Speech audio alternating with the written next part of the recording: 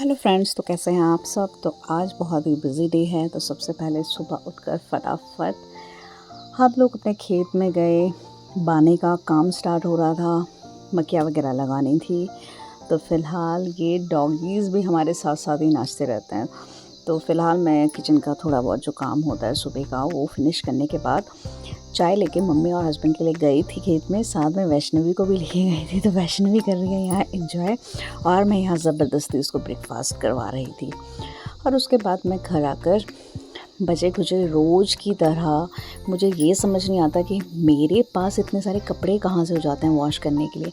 जबकि आप मानोगे नहीं, मम्मी पापा के कपड़े रोज़ वॉश करने के लिए मेरे पास नहीं आते हैं। मुझे तो यही समझ नहीं आता कि मेरे काव्या और वैष्णवी के तो भाई ढेर सारे कपड़े डेली के वॉश होते हैं।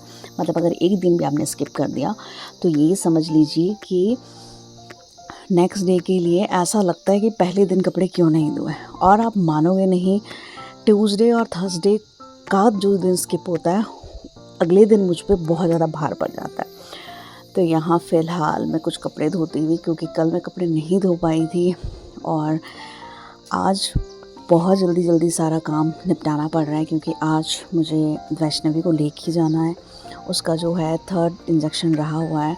आपसे मैंने पहले शेयर नहीं किया, उसको डॉगी ने बाइट कर दिया था थोड़ा सा, तो वो इंजेक्शन जो उसको लग रहे हैं लास्ट इंजेक्शन रहा है। और क्योंकि हाइट छोटी है तो क्या करें, अपने लिए खुद ही जुगाड़ लगाना पड़ता है। तो फ़िलहाल मैं ऊपर चढ़ के कपड़े डालती हूँ। और सच में मुझे कपड़े धोना इतना गंदा नहीं लगता जितना इस तार पे कपड़े टांगना लगता है। और मैक्सिमम मैं हाथ से कपड़े धोना प्रेफर करती हूँ, क्योंकि ऑटोमेटिक वॉशिंग में कपड़े धोना मेरे लिए थोड़ा अजीब सा हो जाता है। क्योंकि बच्चों के जो कपड़े हैं वो बहुत गंदे होते हैं और फिर निकाल कर उनको दोबारा से घिसो और दोबारा डालो, मुझे पसंद नहीं है। सेमी ऑटोमेटिक में तो फिर भी चलता है कि चलो वॉश करते रहो साथ के साथ। तो फ़िलहाल मैंने यहाँ थोड़े कपड़े धो दिए हैं, थोड़े मैं थोड़ी देर बाद धोने वाली हूँ। और आप पूछो मत, यहाँ जिस तरह मैं कपड़े डाल रही हूँ और जितनी शक्ति लग रही है मेरी इस तार को नीचे खींचने में, वो सिर्फ मुझे ही पता है। और चेयर पे चढ़ के, कभी कहीं चढ़ के, बस मुझे प्रॉपरली करना है। तो अगर कोई ये सोचता है कि मैं घर पे बैठ के रील्स बनाती रहती हूँ या फिर बस मेरे पास वॉइस ओवर करने का टाइम रहता है, तो ऐसा ना सोचे। घर का मैक्सिमम काम भी जो होता है वो मैं कर ही लेती हूँ। तो फ़िलहाल मुझे यहाँ जल्दी भी हो रही है, क्योंकि अभी बच्चों को नहलाना भी है और फिर उन्हें खिलाना भी है। तो उसके बाद फिर लेके जाना है उसको हॉस्पिटल। और आज मुझे नहान भी जाना पड़ेगा। बताऊँगी आगे ब्लॉग में आपको कि नहान मुझे क्यों जाना पड़ रहा है अचानक से ही। तो फ़िलहाल सारे कपड़े टांगने के बाद अब आई बारी, दिन के ऑलमोस्ट 12 बज चुके हैं और घर बहुत ही गंदा हो गया है। क्यों? क्योंकि रेनी सीज़न अभी शुरू तो नहीं हुआ है, लेकिन बारिश शुरू हो चुकी है। तो बारिश की जो खच है और हमारे आसपास जो है मिट्टी जो है वो सारे हमारे टाइल्स पे आ जाती है। और आप मानोगे नहीं स्पेशली जो हमारे डॉगीज़ हैं वो इतनी मिट्टी लेके आते हैं और इतना उनके हेयर फॉल हो रहे हैं कि मुझे लग रहा है कि हेयर फॉल ट्रीटमेंट मेरी जगह उनको देना चाहिए, क्योंकि मेरे बाल तो फिर भी उनसे कम गिरते हैं।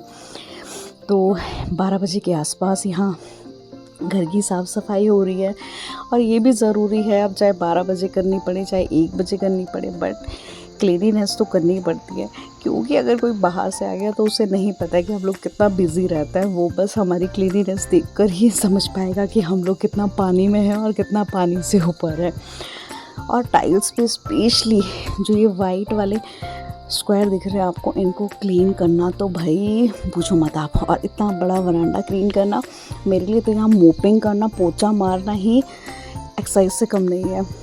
ठीक है, मुझे अच्छा भी लगता है कि चलो ठीक है, क्लीननेस होनी चाहिए। और स्पेशली जब बहुत गंदा होता है और जब आप क्लीन कर देते हो तो जो सेटिस्फेक्शन और जो सुकून आपके दिल में होता है, किसी को पता होगा कि क्या फीलिंग आती है उस टाइम पे।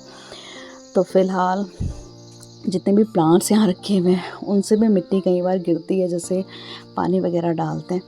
तो यहाँ फटाफट मैं सफाई कर रही हूँ। ये मत सोचना कि मैं इतना स्पीड में झाड़ू मार रही हूँ, ये मैंने थोड़ा स्पीड अप करा है। क्लीनिनेस के चक्कर में मैं बिल्कुल धीमी गति से सफाई करती हूँ कि पूरा जो है वो साफ़ होना चाहिए। और अब हम दिन के 2 बजे के आसपास तैयार वगैरह होकर निकल चुके हैं अमेठी के लिए। मेरा मुंह ऐसा अजीब सा इसलिए बना हुआ है क्योंकि मुझे बहुत हेडेक हो रही है। और यहाँ एंट्री करते ही वैष्णवी को पता चल चुका था कि उसे इंजेक्शन लगने वाला है, तो उसको थोड़ा ध्यान इधर उधर ले जा रही थी। अब हम नाहन पहुँच चुके हैं और फ़िलहाल मैं जा रही हूँ दक्षी के पास, क्योंकि मेरा कुछ सामान यहाँ रहा हुआ है और जो दक्ष है वो मुझे वो सामान हैंड ओवर करने आएगा। फ़िलहाल मैं घर भी चली जाती, बट अब इतना टाइम नहीं था, बहुत लेट हो गए थे हम। ऑलरेडी हम 4 o'clock पहुँचे थे और वापस हमें घर भी जाना है। मैं सामान लेने नाहन नहीं आई थी। एक्चुअली मम्मी की तबीयत थोड़ा ख़राब हो गई सडनली, जो स्टमक में पेन स्टार्ट हो गया था, तो एडमिट हो गए थे, तो उनसे मिलने में यहाँ आई थी हॉस्पिटल दक्षी से। तो मैं वैसे ही अपना सामान ले रही थी और सच में बड़ा अजीब सा एक मतलब मैं फीलिंग बताऊँ आपको कि जिस इंसान को आपने कभी भी बीमार नहीं देखा और अचानक से वो सडनली इतना ज़्यादा बीमार हो जाए या जो भी हो जाए कि उसे एडमिट होना पड़े, तो डेफ़िनेटली आप मिलने आएंगे ही उससे। आपको लगेगा कि कुछ सीरियस इशू है। फ़िलहाल कुछ पता नहीं था कि क्यों इतना पेन उनको हो रहा था, और नाहन हॉस्पिटल में इसीलिए हम लोग आए थे उनसे मिलने के लिए यहाँ पे कि एटलीस्ट देख लेते हैं क्या चक्कर है, क्या चीज़ हो रहा है। तो फ़िलहाल हमें पता चला उनकी बीमारी के बारे में, और यहाँ वैष्णवी हगी करती हुई अपनी नानी को पटा रही है कि आप मेरे साथ मेरी दादी के घर चलो, वहाँ पर हम दोनों एक साथ रहेंगे। और उनसे मिलने के बाद हम लोग रूम आए।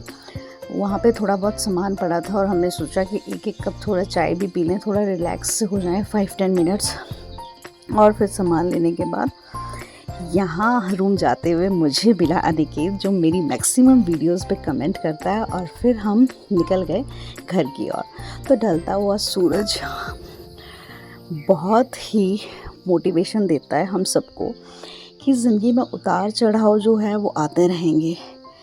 कोई दिन आपका ऐसा नहीं बीतेगा कि अगला दिन भी मतलब खुशी में ही बीते। तो हमेशा खुद को मोटिवेट करें कि अगले दिन भी आपको उसी जोश के साथ, उसी होश के साथ उठना है। और ये हम अपने सड़क की ओर धक्के खाते हुए, जो हमारा रोड है, जब स्मूथ रोड पे ड्राइविंग करोगे और फिर हमारे रोड पे आओगे, तो जो झटके आपको लगने वाले हैं अंदर तक आपको फ़ील होने वाले हैं। बहुत ही ख़राब रास्ता है। फ़िलहाल गाड़ी पार्क करके यहाँ पे अब स्कूटी निकाल कर स्कूटी में हम लोग यहाँ से घर जाएंगे, क्योंकि हमारे पास जो है सामान बहुत ज़्यादा हो गया। और वैष्णवी जो है वो यहाँ बहुत शैतानी कर रही है, और ये स्कूटी लेने गए हैं यहाँ पे। और घर आके सिर्फ मुझे रोटी बनानी पड़ी, क्योंकि मम्मी पापा ने ऑलरेडी सब कुछ कर दिया था, मतलब सब्ज़ी बना चुके थे, आटा गूँध दिया था। और थैंक यू।